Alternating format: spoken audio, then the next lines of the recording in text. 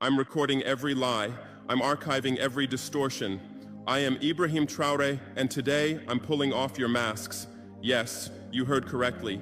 I, whom you call a young military junta leader, whom you brand as a dangerous radical, whom you serve up as an anti-Western dictator, am now telling you the truth. And this time you cannot turn off your microphones. This time you cannot turn away your cameras. This time your editors cannot cut this speech, because the world you monopolize no longer exists. Because millions will hear these words now, without passing through your filters, without being subjected to your distortions, without being muddied by your lies.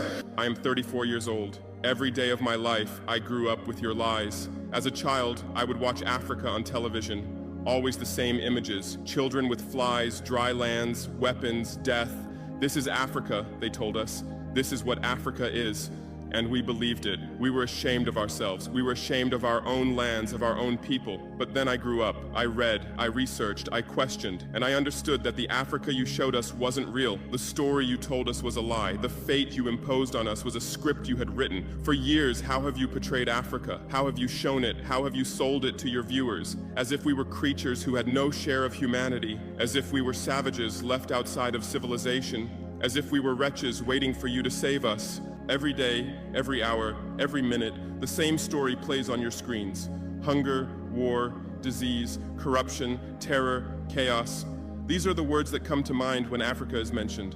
In your Africa dictionary, there are no other words. No hope, no success, no development, no resistance, no honor, no pride, no victory. So I ask you, New York Times, Washington Post, Guardian, Le Monde, have you ever made Africa's successes your headlines? How many times have you written about Rwanda's technology miracle? How many times have you shown Ethiopia's reforestation project? How many times have you praised Botswana's democratic success? How many times have you described Kenya's entrepreneurial ecosystem? No. Because these don't fit your scenario. Your Africa cannot be successful. It cannot, because then how will you legitimize your exploitation? If it's not in need of help, how will you intervene? If it's not backward, how will you look down on it? Have you ever asked yourselves, has any editor sitting at their desk, any news director in a meeting, any columnist at their keyboard ever thought, why are the people of the world's richest lands poor? Here are the numbers for you, real numbers. Africa owns 70% of the world's cobalt reserves. Your cell phone, your computer, your electric car won't work without cobalt. This cobalt comes from Congo, but Congolese can't afford cell phones. Africa owns 90% of the world's platinum reserves.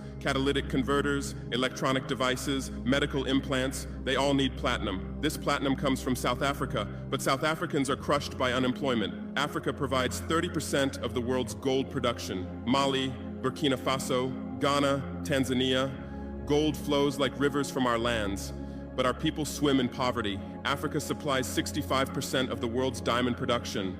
Botswana, Angola, Congo, Sierra Leone, billions of dollars worth of diamonds are extracted, but our miners live on $1 a day.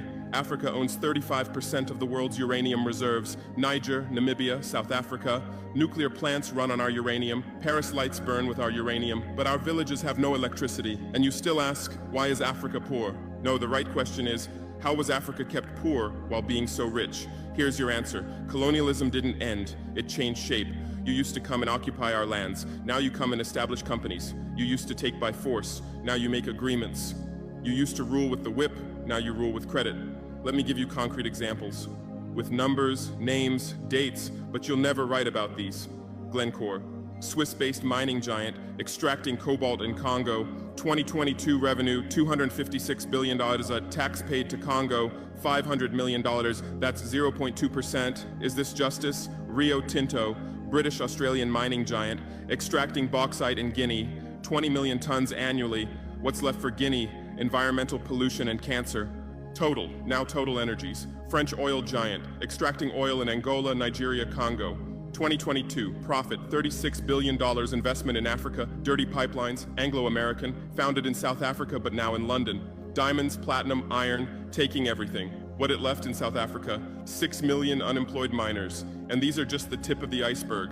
What about the invisible, the secret deals, the offshore accounts, the transfer pricing tricks? Every year, $88 billion in illegal money flows out of Africa.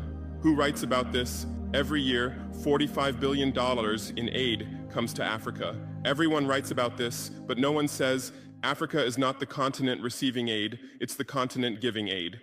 While you zoom your cameras on swollen bellies, there is a huge system working